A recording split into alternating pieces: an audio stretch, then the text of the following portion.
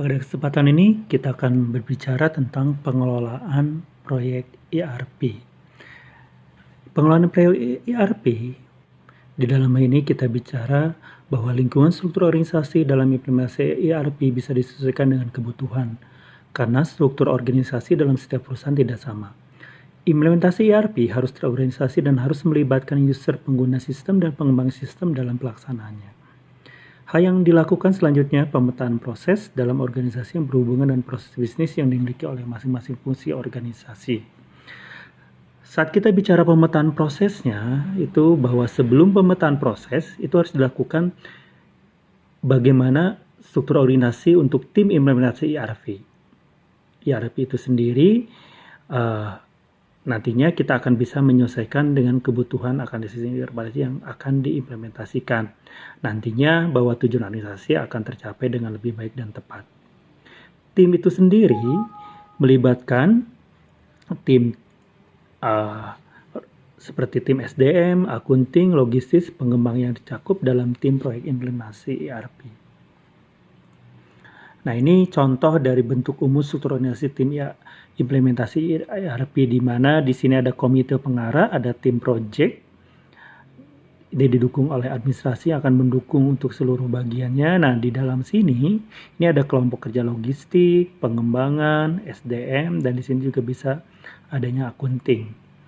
Nah, siklus hidup dari pengembangan sistem ERP adalah pertama, kita lihat bahwa proyek ERP biasanya memiliki ruang lingkup yang lebih luas dan melibatkan hampir semua fungsi organisasi secara virtual.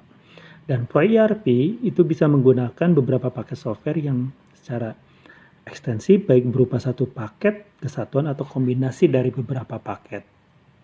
Ini siklus hidup dari pengembangan sistem mulai dari perencanaan, analisis, desain, implementasi, dan dukungan teknis. Nah, fase pertama dalam hal perencanaan adalah bagaimana kita harus bisa mengidentifikasi tujuan utama dan ruang lingkup proyek ERP, menentukan manajemen proyek dan anggota tim lainnya. Tugas tim proyek adalah mendefinisikan masalah yang akan diselesaikan oleh sistem ERP dan menentukan ruang lingkup proyek secara lebih spesifik. Mengevaluasi alternatif pendekatan pada ERP dan biasanya berupa solusi kustomisasi, integrasi, dan kombinasi paket yang akan digunakan. Membuat jadwal anggaran proyek dengan memperhatikan kelayakan dan melaporkan temuan kepada komite pengarah baik secara tertulis maupun lisan. Nah, tim project akan membentuk kelompok kerja pada berbagai fungsi di organisasi untuk mengumpulkan informasi dan mendefinisikan kebutuhan. Tim project mengevaluasi vendor yang diperkirakan dapat memenuhi kebutuhan dan membuat rekomendasi kepada tim pengarah. Pendekatan khusus dapat dilakukan dengan mengevaluasi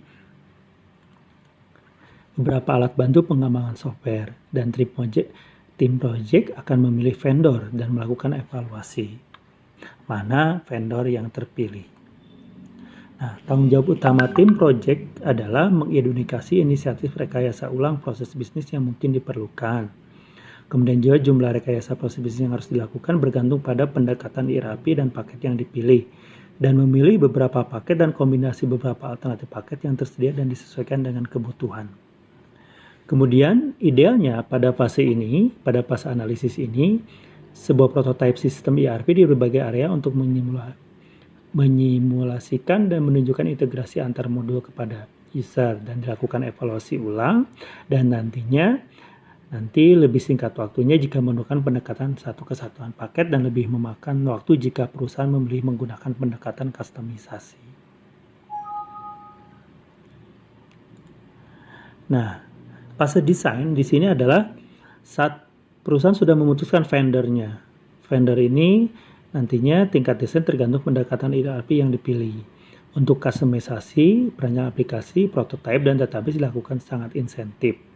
Dan pendekatan prototipe sangat bermanfaat dalam melengkapi identifikasi kebutuhan baik pendekatan kustomisasi, kesatuan paket, ataupun kombinasi beberapa paket. Nah, pada fase desain ini juga dilakukan desain hardware dan teknologi jaringan yang akan digunakan, termasuk memilih arsitektur, client server, atau mempertimbangkan platform yang digunakan pada saat ini. Untuk end user-nya mendapatkan pelatihan. Nah, kemudian juga merekayasa ulang proses yang bisnis dalam tingkat yang terinci dan perlunya dokumentasi yang baik. Pada fase keempat implementasi, kita lakukan terhadap sistem ERP ini disesuaikan dengan jenis proses bisnis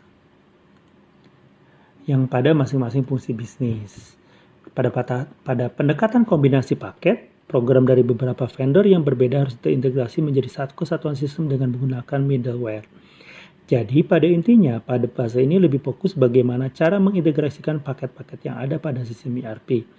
Kemudian melakukan evaluasi dari implementasi yang sudah dilakukan serta melakukan verifikasi dan pengujian terhadap keseluruhan sistem.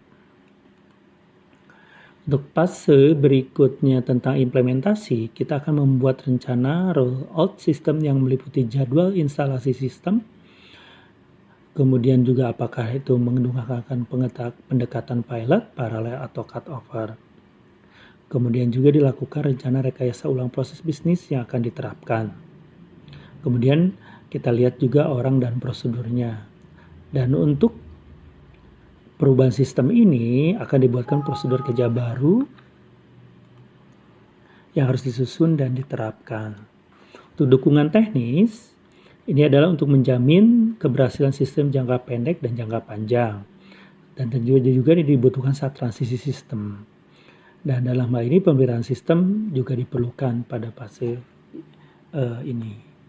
Nah, kemudian juga tentunya diharapkan tidak adanya kesalahan dan bagaimana menjaga kepercayaan dari user itu sendiri dan bagaimana pemeliharaannya bisa secara adaptif dan tentunya juga dilakukan audit sistem. Demikianlah materi tentang ERP ini. Terima kasih.